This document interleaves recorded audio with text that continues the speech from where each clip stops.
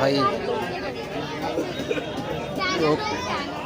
1.5 kilo মাছ নিয়েছি। কত টাকা দিতে হচ্ছে? 600 টাকা কেজি এই মাছ।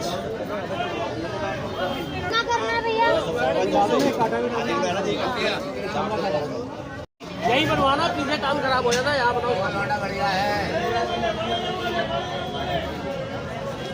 यार, ये सारा तो गलत बोल दिया बीच में उसमें।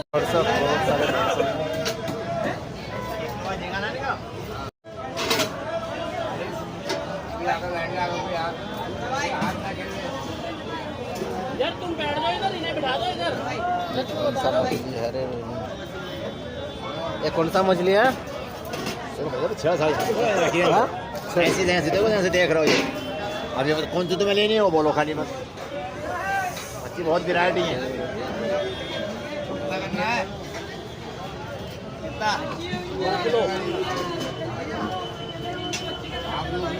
काटो भाई काटो।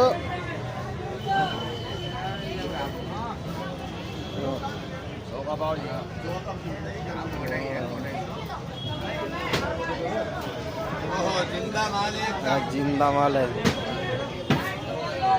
जिंदा तो लड़के में नहीं आ रहे हैं। लड़के ठंडी लग गया बहुत।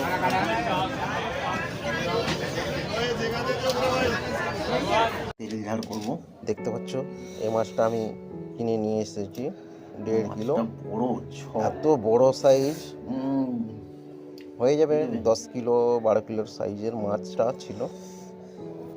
আমি পুরো ওজনটা জানা নেই, কাঁটাটা দেখছো কতটা ওয়েট, কিন্তু কাঁটাগুলো দেখতে পাচ্ছ কত মোটা, পুরো মাংসের মতন একদম। কাঁটাটা কত মোটা দেখতে পাচ্ছ। মাছটা তো আগের ভিডিওতে দেখালো, আগেরটা প্রথমেই দেখিয়ে দিয়েছি। মাছটা এত বড়। মাছটাকে পুরো ম্যারিনেট করা আছে। মাছটাকে ম্যারিনেট করে রেখেছি, সেটা আর ম্যারিনেট করাটা দেখাইনি, রেডি করে রাখা আছে।